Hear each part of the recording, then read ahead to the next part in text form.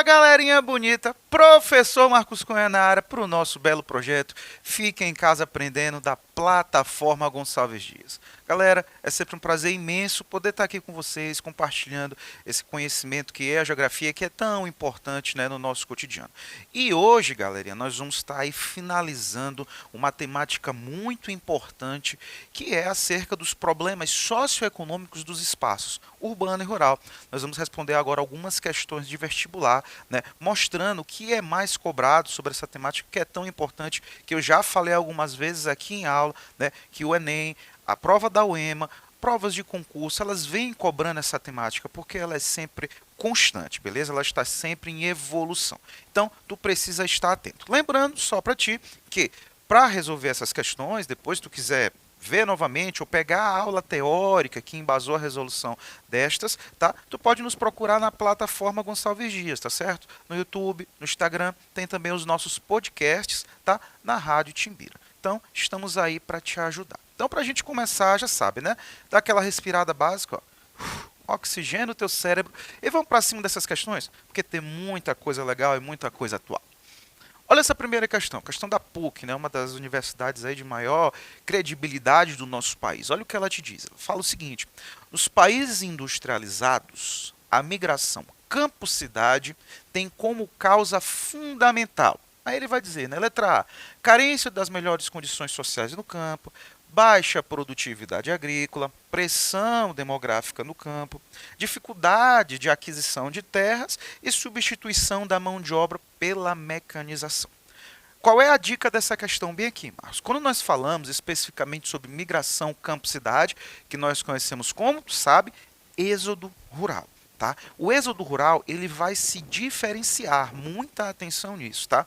Quando ocorre nos países desenvolvidos, como a questão te pergunta especificamente nos industrializados, e em países emergentes e subdesenvolvidos, né, que vão se industrializar e vão se urbanizar mais tardiamente. O que acontece, galera, tá? Quando falamos de países industrializados, veja aí, indústria. Ou seja, está havendo uma clara modernização. Quando nós analisamos o parque industrial, né, das regiões desenvolvidas, nós vamos perceber que esta não vai ficar restrita apenas ao espaço urbano, tá certo? A inovação industrial, ela também já chega no espaço rural, tá certo? E essa inovação, ela vai passar como, Marcos? Por exemplo, por tratores de última geração, que já utilizam, por exemplo, galera, né? Por exemplo, o GPS para poder se movimentar. Nós vamos ter drones que vão, por exemplo, analisar a plantação, se tem alguma dessas regiões, por exemplo, um tipo de plantação que está, por exemplo, deficitária, está tendo alguma praga, por exemplo. No caso da pecuária, né, nós temos aí os próprios drones que, ao fotografarem um animal, eles já conseguem fazer uma leitura se o animal ele está no peso ou ele está abaixo do peso. Então, tu percebe que todas essas inovações, elas quer não, elas vão aumentar a produtividade do campo, tá? Mas principalmente elas vão diminuir a quantidade de mão de obra necessária, né, para fazer esse projeto, para fazer esse plantio. Então tu pega, por exemplo, em uma propriedade onde tu vai utilizar um tipo de produção tradicional em relação à sua mecanização, tu precisa de 10 pessoas. Mas quando tu tem agora já um produto, como por exemplo um trator de última geração, né, que já consegue fazer esse trabalho muito mais rapidamente, tu não vai precisar dessas 10 pessoas, tu precisa de uma ou duas no máximo para operar esse maquinário. Pegou? Então, galera, vamos voltar para a questão. Nos países industrializados, a migração campo-cidade tem como causa fundamental o que, galera? Que eu acabei de explicar, principalmente a substituição da mão de obra pela mecanização. Ou seja, as pessoas vão perder o seu emprego, né, muitas vezes vão ser substituídas e ver na cidade uma forma, né, de sobrevivência. Tá certo? Então, muita atenção em relação a isso. Marcos, e nos países subdesenvolvidos e emergentes? Nós temos aí também, né, a mecanização, mas nós temos também ali, galera, né, os problemas sociais, né, como por exemplo a pobreza. Nós temos técnicas arcaicas, né, que vão empobrecer, por exemplo, o solo, né, e consequentemente esse solo vai se tornando cada vez mais infértil, e também a rápida urbanização, né, que faz com que muitas pessoas vislumbrem neste espaço urbano uma forma de ascensão social. Tá certo? Então, isso em relação às regiões emergentes e subdesenvolvidas. Belezinha? Mas vamos falar mais disso ainda hoje. Então, muito fácil, né? Então, vamos respirar e vamos evoluir. Olha essa segunda, questão da SES Gran Rio do Rio de Janeiro. Olha o que ela te diz, é uma questão bem legal e tu precisa ter muita atenção a alguns termos aí. Ela diz o seguinte, ó, nas regiões subdesenvolvidas, veja agora, mudou o foco, ocorrem dois tipos de êxodo rural. Primeiro deles é aquele provocado pela modernização da agricultura e consequente liberação da mão de obra. Acabamos de falar sobre isso, hein? E o segundo tipo, que eu acabei de te explicar também, é aquele provocado pela manutenção de formas antiquadas de produção, que detém como consequência o empobrecimento geral da população, né? Ou seja, técnicas aí arcaicas. Então, tu tem dois tipos aí, né, de motivos que vão levar as pessoas a migrar nas regiões subdesenvolvidas. E aí ele te pergunta a respeito dos dois tipos de emigração. Pode-se dizer que, só te faço um adendo, tá, gente? Emigração, já falamos sobre isso. Lembra, o vem de externar. Quando a gente fala de emigração, as pessoas estão externando, elas estão saindo, tá certo? Então você pode ver aí correntes de emigrantes, aquelas pessoas que estão saindo do seu território, do seu ponto de origem, para ir para outras localidades. Imigrante, com I, Marcos, é aquele que chega, integra, lembra? I é aquele que está internalizando, integrando, ou seja, está chegando. No caso aqui, é quem está saindo, tá certo? Então vamos lá, ele diz o seguinte, no segundo tipo de imigração, predomina uma agricultura comercial especulativa, que emprega uma numerosa mão de obra. Será? Vamos ver qual é o segundo aqui, galera. O segundo tipo é aquele que é provocado por formas antiquadas de produção. Será mesmo que a agricultura comercial especulativa ela se utiliza dessa produção arcaica? Errado, né? A agricultura comercial especulativa que visa o mercado externo, ela vai utilizar o quê? Uma agricultura moderna, já que ela visa o lucro. Então isso aqui está errada, né? Vamos para a letra B. No primeiro tipo, a perda da população, mas a produtividade agrícola se eleva. Vamos olhar o primeiro tipo? O primeiro tipo é aquele provocado pela modernização dessas atividades. Será que a modernização das atividades faz com que essa população migre, mas a produtividade aumenta em prol dessa mecanização? Sim ou não? Vamos pensar. Bora para a terceira. Olha para a letra C. Letra C. Tanto o primeiro como o segundo tipo resultam em processos de inovação na agricultura. Será que o segundo tipo é produto dessa inovação? Não, não é, né, galera? Então sabemos que a C também está errada. Só o primeiro tipo que inova, a segunda não. São aquelas técnicas ainda arcaicas, né? E a letra D? Só ocorre imigração rural quando as condições de vida da população atingem níveis de pobreza absoluta. As pessoas só migram de uma região, de um espaço rural para o espaço urbano quando existe pobreza absoluta, gente? Não. As pessoas podem migrar, é um dos principais motivos ao aumento da pobreza? Sim, mas a gente não pode afirmar que todos, né? Só ocorre imigração, a gente está afirmando que só a pobreza. Mas existem pessoas que vão migrar também buscando novas ocupações. Então, isso daí está errado. Então, sabemos, né? Qual é o nosso gabarito? O nosso gabarito é a letra B, né, galera? No primeiro tipo, né? Qual é o primeiro tipo? Aquele provocado pela modernização das atividades, né? A perda da população, a substituição dessa mão de obra, que acabamos de falar, mas a produtividade agrícola, ela com certeza, ela se eleva, tá certo? Justamente utilizando esse maquinário. Bacana? Vê como essa questão é legal, tu precisa ter atenção, tá bom? Facinho, né? Dá aquela respirada, ó. Bora evoluir, que tem mais coisa legal. Olha essa questão que ela te diz, com calma. A Revolução Industrial transformou a vida da população mundial, que passou a se deslocar para as cidades em busca de trabalho nas indústrias. Sobre a urbanização da população mundial, julgue as alternativas a seguir. Lembrando, não esqueça, antes da gente ler as alternativas, né, que o processo da Revolução Industrial, que vai acontecer ali na Inglaterra, né, especificamente ali no século XVIII, 1750, ele traz como uma de suas consequências diretas o processo de urbanização. Esses dois fenômenos eles caminham de mãos dadas, podemos afirmar assim. Né? Por quê, Marcos? Com o surgimento das indústrias, essa modernização dessas técnicas, é necessário mão de obra, né, para ocupar esses postos. Então, tu tem aí, quer queira, quer não, um deslocamento de pessoas do campo para o espaço rural para, né, justamente ocupar esses postos de trabalho. E o aumento da população urbana em relação à população rural é o que nós chamamos de urbanização. Agora, o que tu não pode esquecer, da mesma forma que a industrialização influencia no crescimento da urbanização, a urbanização também influencia na industrialização. Como assim, Marcos? Com o aumento da população das cidades, galera, nós temos aí uma maior necessidade, né, de produtos. Imagina, uma indústria ela fornece produto para 10 pessoas em uma cidade. Só que essa população da cidade passa de 10 para 20, o que a indústria vai precisar fazer? Produzir 10 novos produtos a mais. Tá certo? Então veja como a urbanização, o aumento da população pressiona a indústria a se expandir. E não apenas expandir, mas também se modernizar. Porque há concorrência, né? O mercado vai subindo. Então surge uma outra indústria e assim o mercado ele se desenvolve. Então esses elementos eles se beneficiam mutuamente, tá bom? Não esqueça disso, isso é bem importante.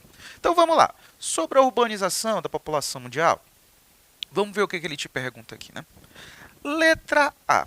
A urbanização mundial iniciou-se no Japão, principal centro industrial e exportador do século XIX, o que promoveu a redução das taxas de mortalidade.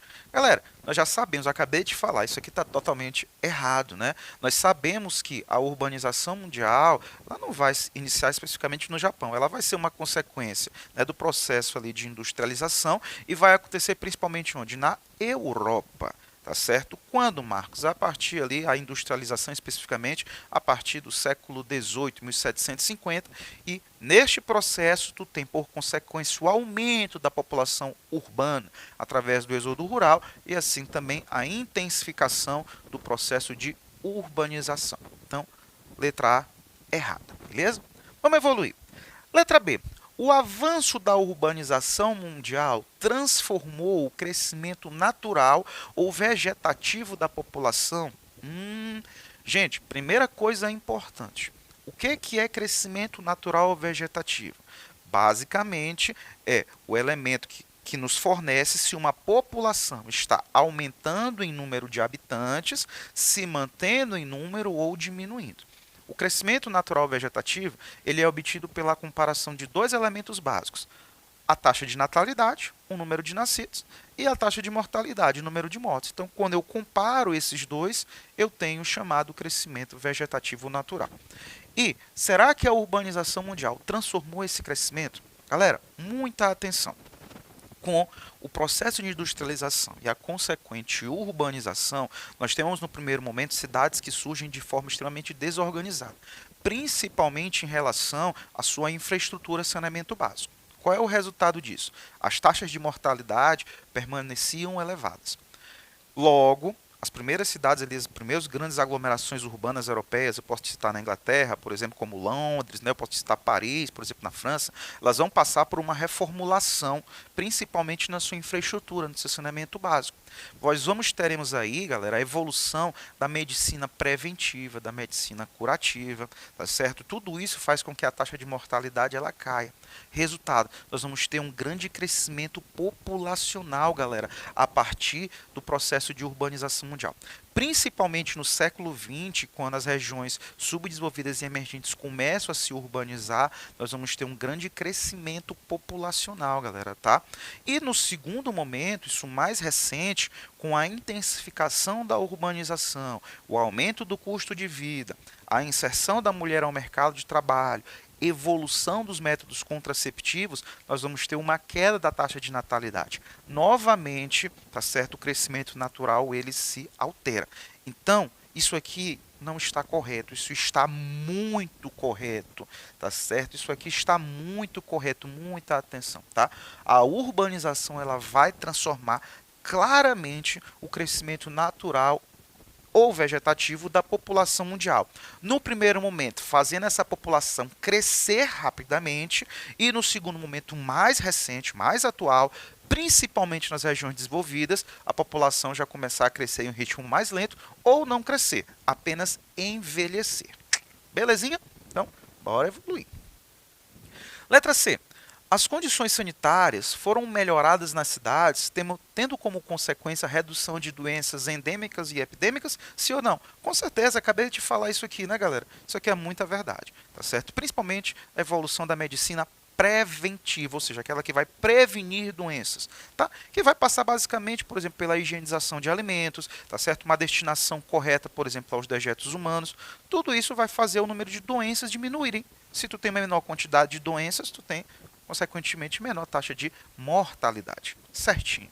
E a última, a inserção cada vez maior das mulheres no mercado de trabalho tem reduzido as taxas de fertilidade das populações urbanas. Gente, muita atenção. Aqui existe uma pegadinha, tá? Qual é a pegadinha aí do malandro, Marcos? Este termo bem aqui, ó, fertilidade. Não confunda fertilidade com fecundidade. Como assim, Marcos? Fertilidade está relacionada se uma pessoa é fértil ou não. Aí eu te pergunto, a mulher trabalhar, ir ao mercado de trabalho, vai influenciar se ela é fértil ou não? Não vai, galera. Tá certo? Fertilidade aí não seria uma questão opcional. Essa questão ela está errada. Por quê, Marcos? Porque o termo adequado aqui não seria fertilidade. As pessoas não ficam inférteis, mulheres não ficam inférteis a trabalhar. Qual seria o termo adequado para justificar essa alternativa? A inserção cada vez maior das mulheres ao mercado de trabalho tem reduzido as taxas de fecundidade. Fecundidade, fecundar, aí sim, é o hábito de conceber o filho. E nós sabemos que uma tendência mundial, principalmente nas regiões mais urbanas, desenvolvidas, é as pessoas terem filhos mais tardiamente, devido a principalmente o quê? Maior instrução, exigência do mercado de trabalho, custo de vida, e é óbvio, hoje nós percebemos, as mulheres hoje, elas têm o seu planejamento de vida, e sabemos que um filho, muitas vezes, em uma idade mais nova, traz um trabalho a mais, tá certo? Então, muitas mulheres, primeiro tem aquele planejamento, eu vou estudar, eu vou fazer minha faculdade, eu vou entrar no mercado de trabalho, e depois eu busco ter um filho, por exemplo, tá certo? Então, o termo adequado aqui seria fecundidade, por isso essa questão está errada. Belezinha? Atenção com isso, tá? E para a gente fechar com chave de ouro, olha essa questão da UFAL, como ela é bacana, né? Sobre o tema urbanização, analise as afirmações a seguir enquanto verdadeiras ou falsas. Primeiro, os fatores que funcionam como atrativos da urbanização nos países subdesenvolvidos estão basicamente ligados ao processo de industrialização? Galera, isso aqui está correto. Nas regiões subdesenvolvidas, eu já te citei isso aqui, elas vão se industrializar e se urbanizar mais recentemente, só agora no século XX de maneira geral, como por exemplo o Brasil. Então, nesse processo, essas regiões elas vão se urbanizar rapidamente, tá certo? Olha, por exemplo, São Paulo, né? Elas vão crescer de uma forma muito rápida e elas vão estar ligadas diretamente ao processo de industrialização. Isso está correto. Segundo, a forte urbanização nos países subdesenvolvidos só ocorreu em face do processo da globalização verificado após o fim da União Soviética, quando houve um aumento de exportação dos produtos primários. Galera, a União Soviética nem existe mais. Tá certo? A União Soviética, que hoje aí se desmembrou na Rússia e mais outros países, né? Existia no contexto da Guerra Fria, tá? Nada tem a ver com a forte urbanização desses países subdesenvolvidos. Esses países se urbanizaram a partir ali do seu processo de industrialização, beleza? E para a gente finalizar isso, falso, né? Terceira, as cidades nos países desenvolvidos foram se estruturando para absorver os migrantes, havendo então melhorias na infraestrutura urbana e um aumento da geração de empregos. Isso aqui está correto, galera, tá certo? Lembra que os países desenvolvidos, eles se urbanizaram há mais tempo, então tiveram mais tempo de planejamento. As cidades, então quando a gente fala de exemplos urbanos, a gente remete logo aqui, cidades da Europa Ocidental, por exemplo, né, próprios Estados Unidos, que começaram o seu processo de urbanização há mais tempo que o nosso. E a última, para a gente finalizar, nas áreas metropolitanas dos países subdesenvolvidos, muitos desempregados, para garantir a sobrevivência, refugiam-se no subemprego da economia informal. Isso aqui também está correto. Então, galera, para essas e outras informações, plataforma Gonçalves Dias. Valeu!